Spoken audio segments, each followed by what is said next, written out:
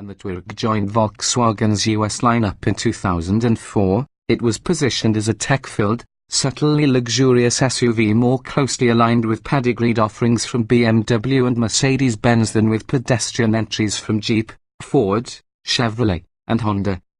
More than a decade later, a period during which the Touareg has seen only one full redesign for 2011 and a light cosmetic update last year, the democratization of deluxe trimmings and advanced safety and entertainment technologies to every corner of the market has chipped away at the Touareg's edge over its mainstream competitors.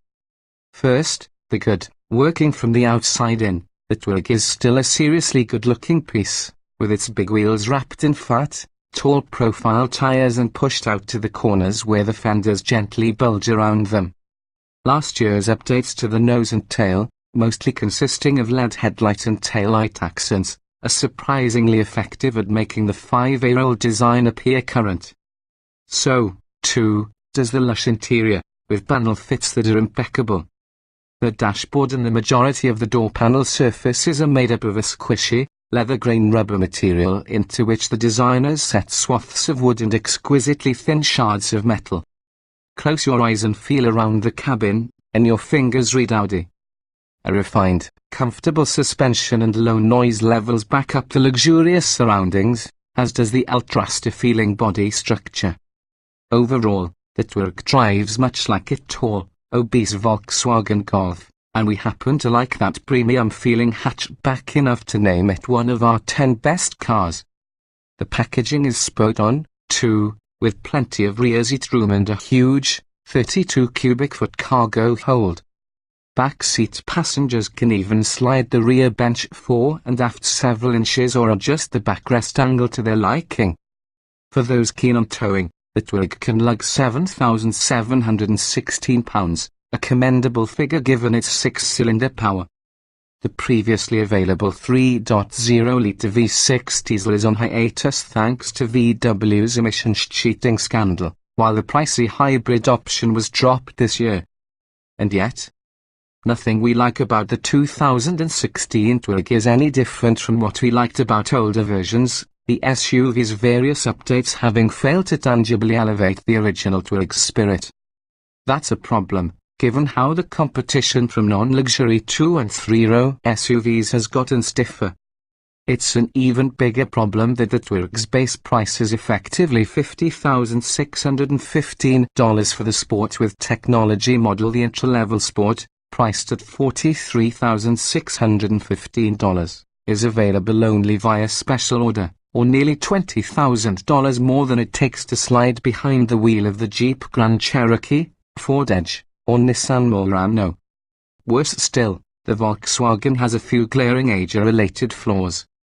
While most modern V6s spunk out horsepower figures that start with the number 3, the Touareg's 3.6-litre 6 musters only 280 horsepower and 266 lb-ft of torque.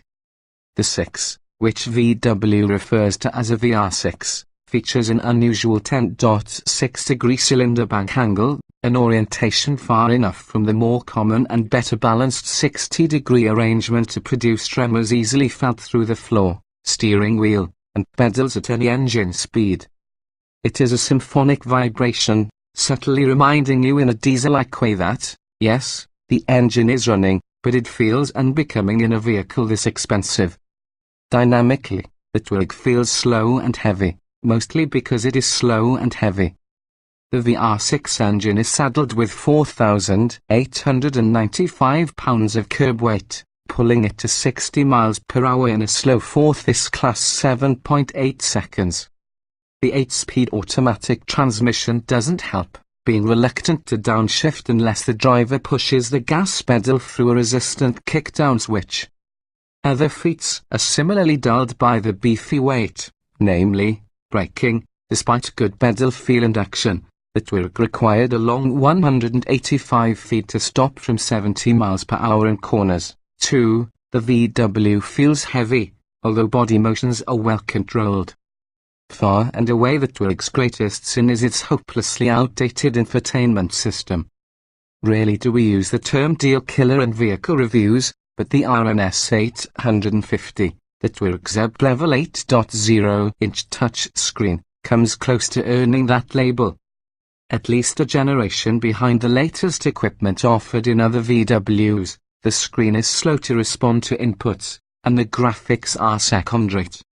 The unit also was prone to freezing for prolonged periods immediately after starting the car if it had been left tuned to a Sirius XM station, during which time the message starting Sirius radio would appear against an all-black background, and all inputs except volume operated by a knob or the steering wheel controls were refused until the system fully booted up, which happened not in seconds, but a few minutes later. The navigation system also is woefully bad. It disallows type hidden destination inputs while the vehicle is in motion, as VW never heard of a passenger helping to navigate, and is seemingly incapable of reliably finding user-typed addresses when stopped. Voice inputs, which can be done on the move, weren't any better, and the system failed to understand every single address we tried entering by voice. Each time we failed, the robotic voice would condescendingly suggest the ideal method for inputting an address, using an example location. When we repeated that example address back to the computer, it suggested the ideal method for inputting an address, using the same example.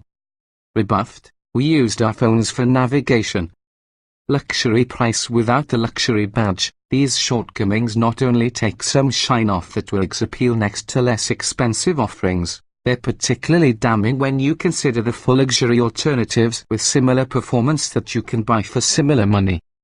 The mid-level V6 Lux model tested here stickers for $54,860. For around that price, you could be getting an all-wheel drive Acura MDX, BMW X5, Mercedes-Benz GL 350, or Volvo XC90, all of which are newer and appreciably better vehicles. We're not alone in thinking that Tuareg is too expensive for its britches, VW badges. Few buyers have been willing to balance on the knife edge between segments where the Tuareg sits. In the 12 years the Tuareg has been sold in the United States, annual sales have topped 10,000 units only 4 times, and total sales over the same period are fewer than 125,000, roughly 70,000 short of the 195,958 Grand Cherokees that Jeep sold last year. For those who are willing to forgive the Volkswagen's imperfections and don't mind paying for a car without a snobby badge, there is an essential goodness in the Tuareg. It feels like a less sporting base model Porsche Cayenne, which isn't much of a surprise given that the two SUVs were separated at birth. But until Volkswagen can find a way to charge less for the Tuareg while also improving its in-car tech, the affordable 3-row SUV that VW is readying for 2018, it will soldier on as a niche product with appeal to much.